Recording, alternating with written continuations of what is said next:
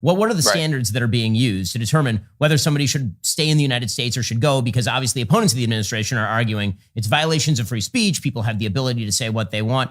That's not an argument that the administration is actually arguing with. The administration is not trying to crack down on free speech. You're trying to actually stop something else. It is not in the national interest of the United States. It's not in our foreign policy interest. It's not in our national security interest to invite people onto our university campuses and the killing and the kidnapping of innocent civilians, not just in Israel, but anywhere they can get their hands on them. That's not in our national interest. So we have a right to deny visas before you get here, and we have a right to revoke them if we believe that your presence in our country undermines our national interest, our national security, and our foreign policy. And that's what we intend to do. Just an interview with Ben Shapiro talking to Marco Rubio on deportation, a very big conversation right now in the United States, and I am not in America. That's because I am coming to you live and direct here from the Holy Land in Israel. And if you are brand new to this channel, welcome. It is amazing to have you. Bruchim habayim, we say in Hebrew, welcome. And if you have not already, it would mean the world if you could smash that subscribe button. Let's get into today's interview with Ben. Let's get it. Secretary Rubio, thanks so much for joining the show. Really appreciate it. Thank you. Thanks for having me on. So let's talk about this major move that you just made at the State Department, getting rid of a big chunk of the censorship bureaucracy that had been created and pushed a while back, but then exacerbated over the course of the last few years, hidden. What's the story with what you are doing over at the State Department to get rid of the body formerly known as the Global Engagement Center?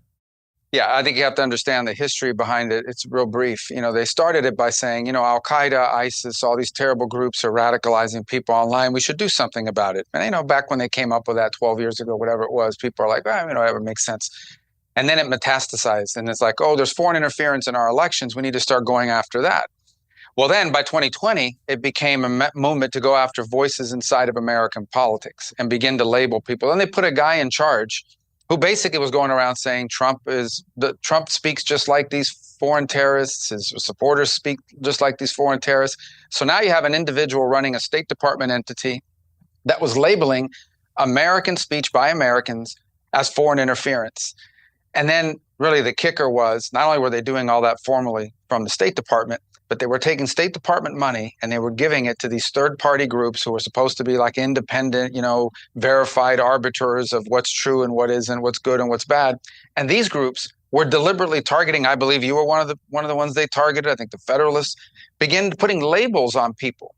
Now you may say, okay, well, what's the importance of label? Well, that's not just the issue here. The issue is not only did they put labels on people, that was then used to go to social media companies. It was used to go to outlets and say, you have to deplatform these people, or you have to cut back on how much views they're getting. You have to go after them. In essence, silence them.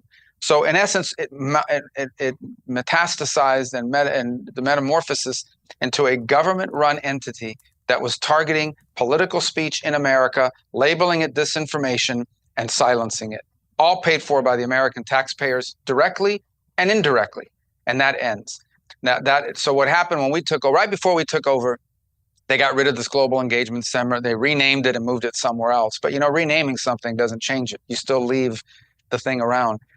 So we've undertaken, 12 weeks of looking, how do we reorganize this whole thing? How do we get rid of it? And that's what we're announcing today is we're taking the whole thing down. And it's about $50 million. I mean, it's not a small amount of money. And we're not going to be in the business of doing this anymore. In fact, we're going to be in the business of promoting free speech in America and around the world as a core American value.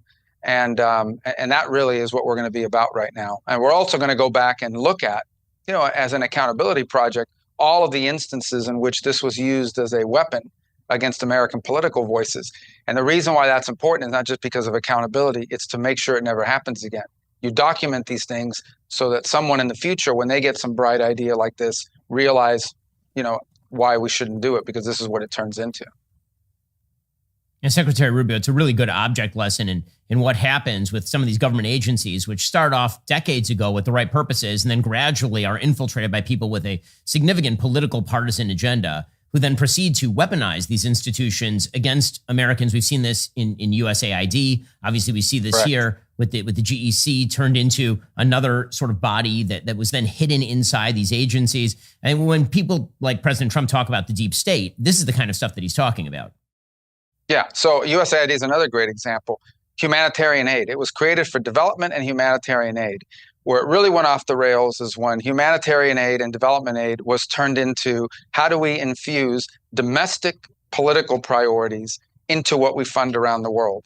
So when it became a domestic political priority to take on, transgender rights, now all of a sudden you've got programs by Americans couched as humanitarian or development aid in other countries around the world. In essence, they injected domestic political considerations into foreign aid, and the result is, now it has to be rolled back. So it's another example. We're going to continue to do humanitarian aid. What we're not going to do is use humanitarian aid to spread a domestic ideological movement globally. Making a lot of moves over at the State Department that are different than your predecessors. That includes moves to get out of the United States people who are terror supporters, not just people who say bad things, but people who are actual terror supporters, act in ways that are conducive to actual terror groups. I wanted to give you a moment to sort of explain the approach that the State Department is taking in taking a look at, for example, student visa holders and what are the standards that are being used to determine whether somebody should stay in the United States or should go, because obviously opponents of the administration are arguing it's violations of free speech. People have the ability to say what they want. That's not an argument that the administration is actually arguing with. The administration is not trying to crack down on free speech. You're trying to actually stop something else. Yeah, well, let's start with the baseline. Okay, no one is entitled to a student visa to enter the United States. No one. It's not a constitutional right. It's not a law. We every day, consular officers on the ground in face-to-face interviews are denying people visas for all kinds of reasons. Because we think you're going to overstay, because we think your family member is a member of a drug ring, whatever it may be. We deny visas every day all over the world. No one's entitled to a visa. Let's start with that. Because I hear some of this reporting out there, like if somehow you're allowed to have a visa unless we can come up with a reason why you shouldn't have one. That's not true. The burden of proof is the other way. Now, let's say you go to a window somewhere in the world and say, I want to go to the United States to study at a university. And as part of that interview, it comes out, you think Hamas is actually a good group. We probably would not let you in. I would hope we wouldn't let you in. Okay. But let's say we don't ask you that question and you get into the US on a student visa, and all of a sudden it becomes obvious you think Hamas is a good group. Well, then we should revoke your visa. In essence, if we would have if we'd learned things about you once you're here that would have caused us to deny you a visa when you were overseas, that's grounds for revocation. It is not in the national interest of the United States. It's not in our foreign policy interest. It's not in our national security interest to invite people onto our university campuses who are not just going to go there to study physics or engineering, but who are also going to go there to foment movements that support and excuse foreign terrorist organizations who are committed to the destruction of the United States and the killing and the kidnapping of innocent civilians, not just in Israel, but anywhere they can get their hands on them. That's not in our national interest. So we have a right to deny visas before you get here, and we have a right to revoke them if we believe that your presence in our country undermines our national interest, our national security, and our foreign policy. And that's what we intend to do. Now, listen, there are other student visas that are being canceled that have nothing to do with us, by the way. And that has to do with someone, for example, who is here on a student visa and has a DUI. And I don't know, that's not us, that's DHS. But I don't know if people realize if you commit a crime while you're in the US, that's an automatic grounds for revoking your visa. And no one was ever doing it. They weren't cross-referencing the system. Now they're starting to do that. So that's the majority of these. But we have identified, I can't tell you the exact number because it's static and it's constantly moving. But when someone is presented to me and it's clear that this person is a supporter of a foreign terrorist organization, we're going to remove them from the country. You're not going to be here. It's just that simple. What a stupid thing. What a ridiculous thing to invite people in your country so they can be part of these movements that are terrorizing fellow students, tearing up campuses, shutting down campuses. We have campuses in America that couldn't even operate for weeks. People couldn't go to class. Are we crazy? What other country in the world would allow this? We shouldn't allow it.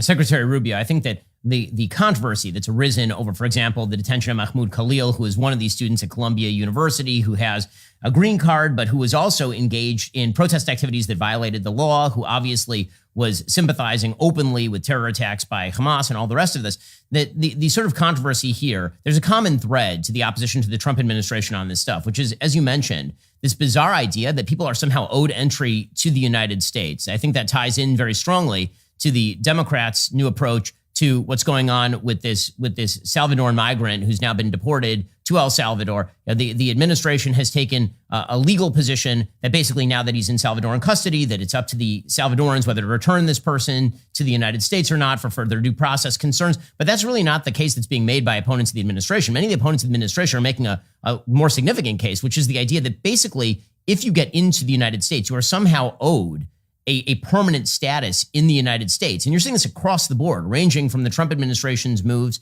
to get rid of temporary protected status for people who have entered en masse under the Biden administration, to the resistance to DHS or the State Department making moves with regard to the tens of millions possibly of illegal immigrants who've been brought into the country by the Biden administration. There's this bizarre supposition that everyone on earth is somehow owed passage to the United States and permanent membership in our society. Yeah, and I think it explains to you why we have the immigration crisis that we had. And it was the belief, they would all say, we believe we should have immigration laws, of course. But if you get into the United States, you should be allowed to stay.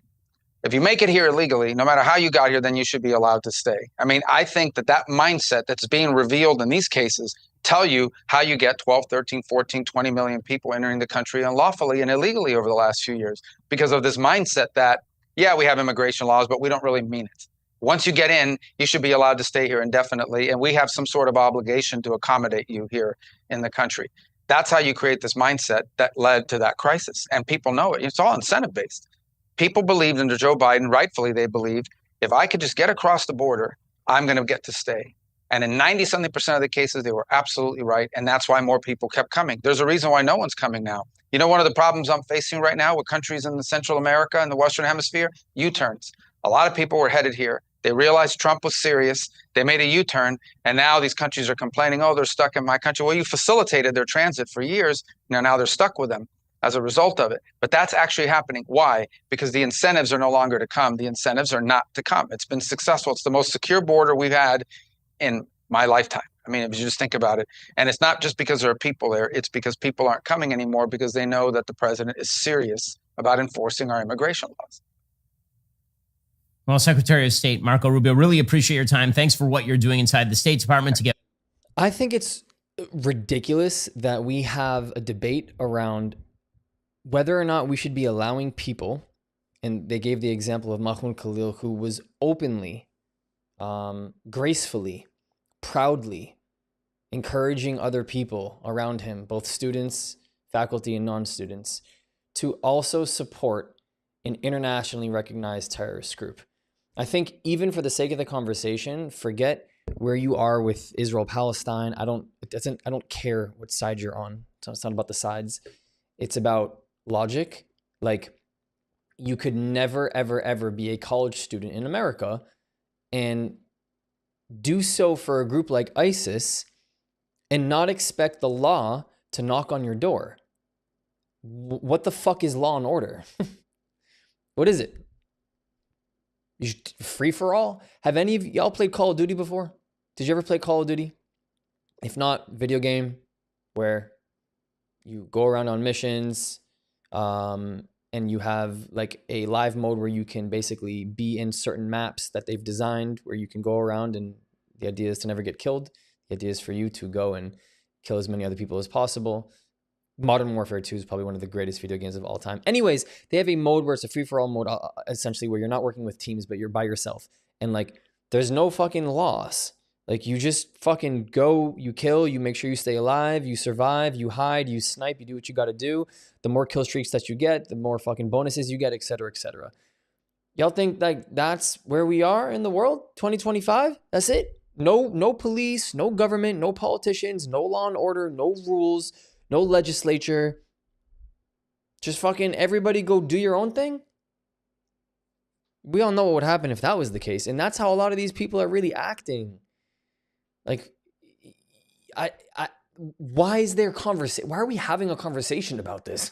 For real. Why am I even making a video about this? It's crazy to me that we're questioning whether or not there's merit to some of the students who have fucking led these movements. Are you kidding me? ISIS banners on campus? What do you think would happen? Taliban banners on campus? What do you think would happen? Let me know in the comment section what you think would happen. Here's a note from me. Here are 4 ways you can help us grow if you believe in our mission. On Buy Me a Coffee and PayPal, you can directly contribute to helping this message grow and reach more people across the world. If you want to join the inner circle, join our Patreon with different tiers, and of course, our Discord community, which is free with people from all across the world. The links to every single one are in the description. And last but not least, to the other Brock community, I love you. Ani ohev otchem. I'll see you guys next time.